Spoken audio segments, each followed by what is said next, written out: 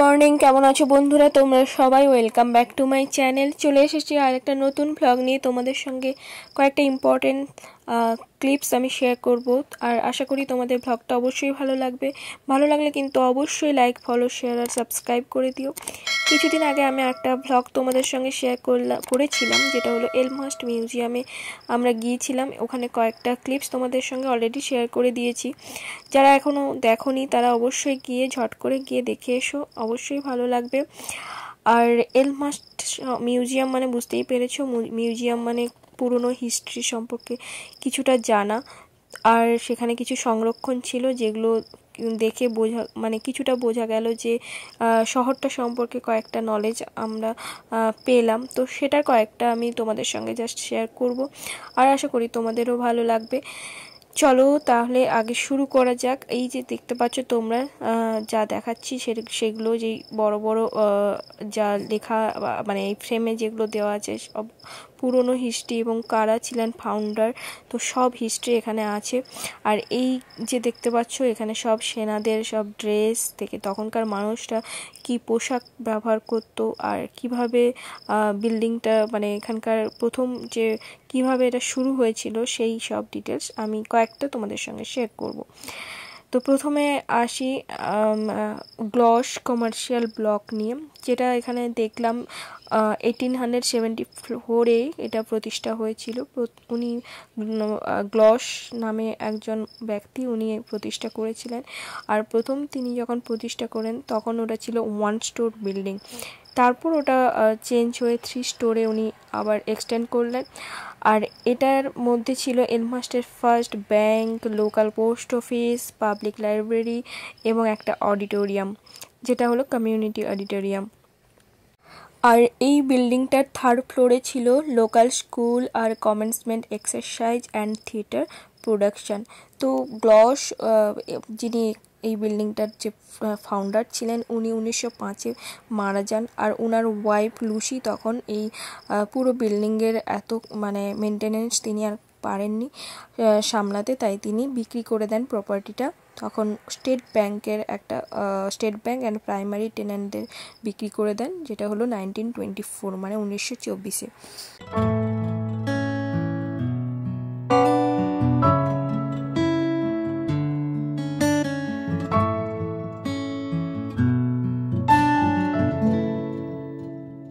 এটা একটা ভিডিও, যেখানে ভিডিও ম্যাপ বলতে পারো, যেখানে বোঝা যাচ্ছে যে কিভাবে আস্তে আস্তে শহরটা বড় হয়েছে সাল বাই সাল।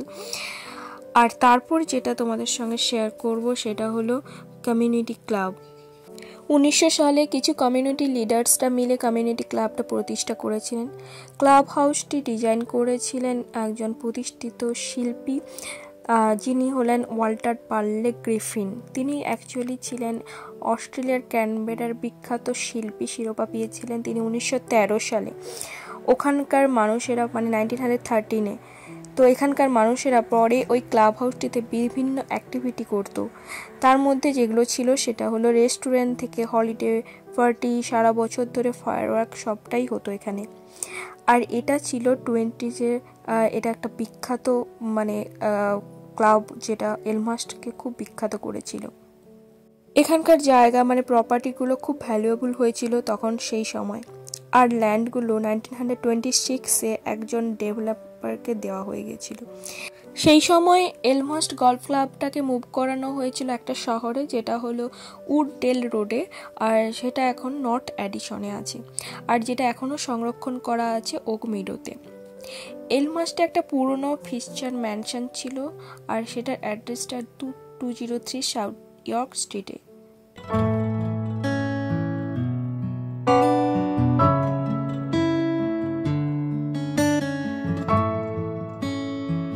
এরপর আসি ইয়র্ক থিয়েটার।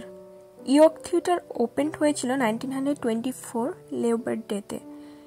তো এটা বিল্ড করেছিল যে তিনি হলো বিখ্যাত আর্কিটেক্ট এলমার বেহামস। তখন ওই সময় ছিল ইলেকট্রিক মার্কিউরি সঙ্গে একটা বড় পাইপলাইন এবং 1000 সিটসে মানে 1000 মানুষ বসতে পারবে এমন অডিটোরিয়াম ছিল। যদিও ইয়র্ক এলমহাস্টের প্রথম থিয়েটার ছিল না, 1913 মানে 1913-তে 105 ওয়েস্ট ফার্স্ট স্ট্রিটে প্রতিষ্ঠিত হয়েছিল এমস থিয়েটার। তারপর ওটা খোলার কিছু মাসের মধ্যেই কিছু ব্যবসায় ভাটা পড়ে গিয়েছিল, অবনতি হয়েছিল। সেই সময় ইয়র্ক থিয়েটারের সাফল্যটা মানুষকে অনেকটাই টেনেছিল, আর এর আর্কিটেক্টটা অত্যাধুনিক ছিল, সেই জন্য মানুষ এটার প্রতি আকৃষ্ট হয়েছিল। আর 1920 পর অডিটোরিয়াম পার্টটা টকিজের জন্য রাখা হলো।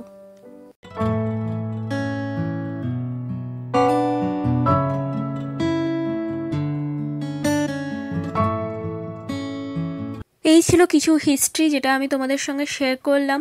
বাকি অনেক বড় হিস্ট্রি আছে আর ছিল, সেটা আমি পুরোটা শেয়ার করতে পারাটা খুবই অসম্ভব, কারণ আমিও অনেকটা এক্সপ্লোর করতে পারিনি, কারণ এত করাটা সময় লাগে অনেকটা।